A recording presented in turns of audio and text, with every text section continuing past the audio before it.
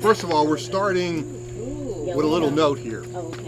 Normally we do one of these pairings and a food tied to some trip we took. And obviously there were 2 years of no trips anywhere. So we reverted back to something that Joanne always wanted to do, and that was tiramisu. So we go back to Italy. And our tiramisu is from Treviso, and our wine is from Tuscany. Right, Tuscany. Okay, you want to do the wine first? No, do that first. Okay, so does anybody know what tiramisu means? The literal meaning? Cheer me up. Cheer me You knew up. that, Amy? Yeah. Cheer me up. This is an iconic Italian dessert that is served at the end of a meal that hopefully cheers you up. Tiramisu is rated as the most famous cake in the world, with its origin in Treviso, Italy, northwest of Venice, northeast of Tuscany. Tiramisu didn't earn a proper introduction in Italy until the 60s, and then not in the United States until the 80s. If you feel a bit sexy after indulging in tiramisu, you're not alone. Italians believe tiramisu is a strong aphrodisiac, and once you know its erotic history, you'll understand why. It was invented inside brothels in the gorgeous northern Italian town of Treviso. Who's married to an Italian girl here? Renowned for its sexually relaxed moors and pleasure-seeking inhabitants. The ancient Latins had a motto: the yummiest treat always comes at the end of something, usually after a meal, but not tiramisu. It's more than a simple dessert. For centuries, up until 1958, when brothels were shut down by the government, the cake was served to reinvigorate exhausted clients inside so-called casinos, closed whorehouses.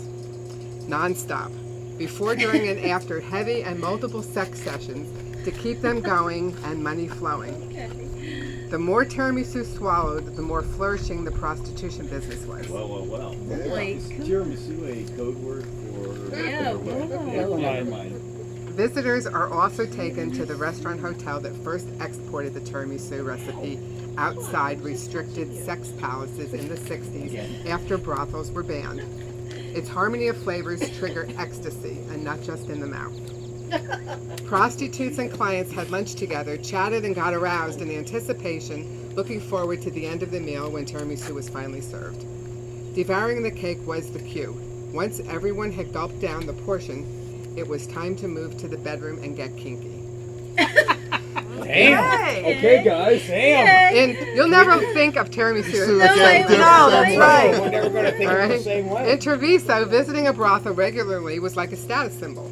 It was part of a local culture, the get-together of VIPs. If a gentleman never showed up to take part in the tiramisu tasting sessions and sexy evenings, he was a loser and an outcast.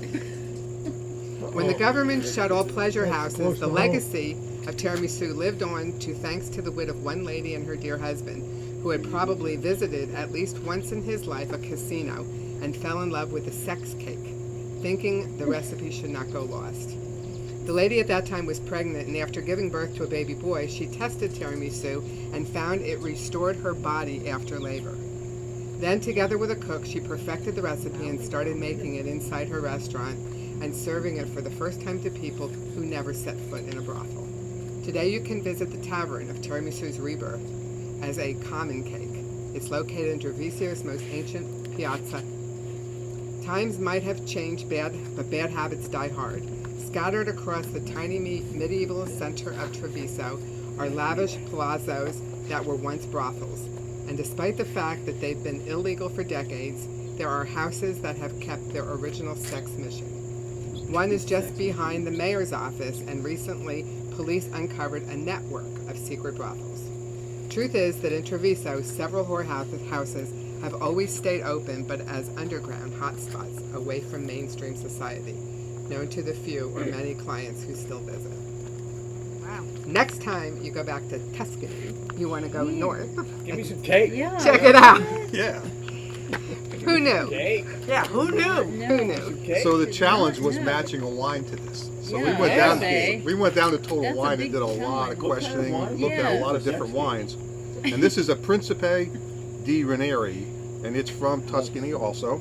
It's a white blended dessert wine, and it is a traditional wine from Tuscany produced by drying the grapes on straw mats for 5 months, which concentrates the sugars for a sweet wine that is amber in color with aromas of dried fruit, honey, toasted almonds, and orange blossoms. Now you have to understand they're starting off with a dried White, fruit. and it's white.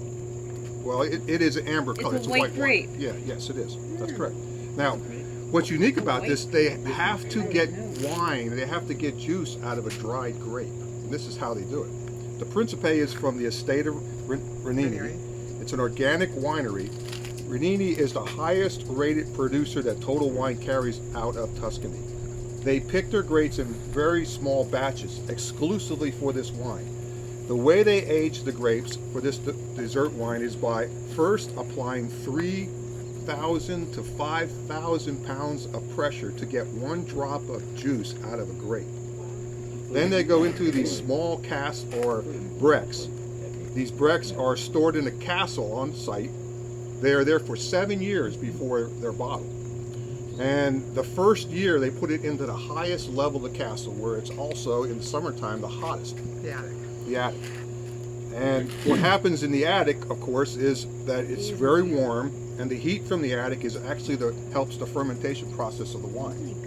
And in the winter, the temperatures cool off, and it acts like a decanting. And this happens for 7 consecutive years, and they keep moving the wine from the top floor to the next floor, to the next floor, to the next floor, and when it finally gets to the base floor, that's when they bottle the wine. And they replace those with the new wine, and it's a process of 7 years. Oh my God. So I would just like to see that That's place. That's pretty fascinating, neat. So they move the wine down to the lower floor each year so that the new bricks can take their place at the top of the attic. And when you open it, the first thing you might smell is maple syrup. So that's, you know, it should go well with this tiramisu. Okay?